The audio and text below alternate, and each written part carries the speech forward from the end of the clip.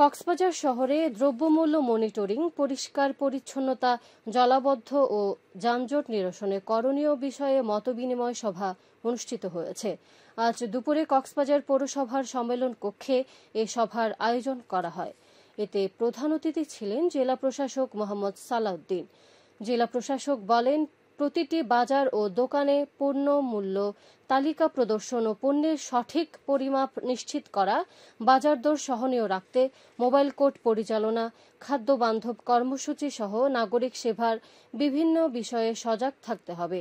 কক্সবাজার পৌরসভার প্রশাসক ও অতিরিক্ত জেলা প্রশাসক রোমেন শর্মার সভাপতিত্বে এতে অতিরিক্ত পুলিশ সুপার জসিমউদ্দিন চৌধুরী, স্থানীয় সরকার বিভাগের উপপরিচালক আসাওয়াদ দেওয়ান বক্তব্য রাখেন।